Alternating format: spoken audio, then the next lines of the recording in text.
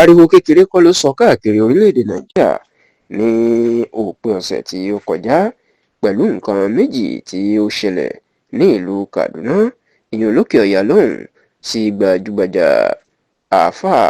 agbódìgbà àwọn fúlàní afẹ̀míṣòfò àtàpààyàn tíjọba ń pè ní báńdíìtì ni ìyẹn sheikh ahmad gumi tó sì jẹ́ pé ọ̀pọ̀ àwọn ọmọ yorùbá àtàwọn ọmọ ilẹ̀ ìjọ pẹ̀lú ìbò ni wọ́n ń sọ pé ìṣẹ̀lẹ̀ náà ó túmọ̀ sí ewu ń bẹ lóko ló ń gẹ́ fúnra ẹ̀ gan sí náà ewu ni.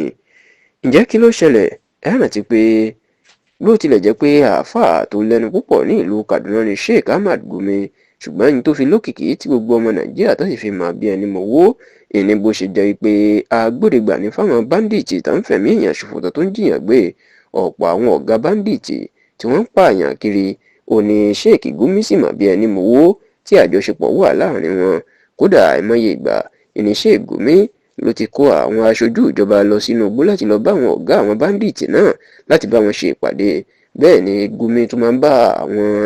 ẹbí àwọn tó bá jí gbé àtàwọn báńdíìtì náà dúnàdúrà lórí owó tí wọn yóò bá gbà, kódà tí ó tó lọ gbé owó fún àwọn afẹ̀míṣòfò náà nínú igbó. èyí ló sì jẹ́ kí ọ̀pọ̀ ọmọ nàìjíríà kí wọ́n kórìíra bàbá náà pàápàá lápá gúúsù ti yorùbá ìgbò àti ìjọwà. ṣá o lópin ọ̀sẹ̀ tó kọjá ní ìṣẹ̀lẹ̀ tó ṣẹlẹ̀ sí gumi ló mà tó di ariwo ńlá nígbà tí àwọn akẹ́kọ̀ọ́ ọmọ ogun ní ilé ẹ̀kọ́ àwọn ọmọ ogun tó ń pè ní Nigerian Defence Academy tó wà ní ìlú Kaduna tó ń kẹ́kọ̀ọ́ gboyè ní ọjọ́ àbámẹ́ta ṣíṣe sátidé ọ̀sẹ̀ tó kọjá nígbà tó sì fẹ́ ṣe ìwàásù tí àwọn mùsùlùmí fún àwọn akẹ́kọ̀ọ́ tó fẹ́ jáde. Sheikh Ahmad Gumi ni wọ́n mọ̀ pé ilé ìlú máa fa ariwo ńlá táwọn èèyàn ń pariwo pé nígbà tí àwọn ológun Nàìjíríà tó bá ń pe agbódegbà àwọn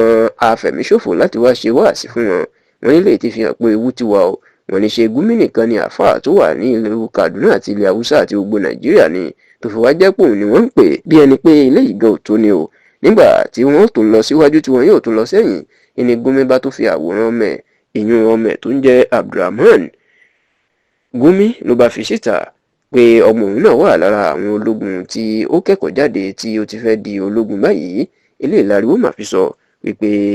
ọmọ Gumi ó ti jẹ́ sójà báyìí. bẹ́ẹ̀ ni Gumi wọn tó ti gbà á láàfáà àwọn sójà tó lọ ń ṣe wáàsí fún wọn. wọ́n lè jẹ́ ewu gidi fórílẹ̀-èdè Nàìjíríà tọ́rọ̀ yìí tó sì fa ariwo ńlá. ẹ sì rántí pé yàtọ̀ sí pé Gumi jẹ́ àáfàá, òun náà ti fìgbà kan ṣiṣẹ́ rí ní ọ̀dọ̀ àwọn ológun nítorí ó kẹ́kọ̀ọ́ nípa ìmọ̀ ìṣègùn medical service ni ló jẹ́ kí wọ́n fi sí ẹ̀ka àwọn tó ń rí sọ̀rọ̀ ìlera àti ìtọ́jú àwọn ológun ìyún Nigeria Army Medical Service kó tó di pé ó kúrò níbẹ̀ tó lọ gbájúmọ́ iṣẹ́ àáfàá táyé mọ̀ọ́mọ̀.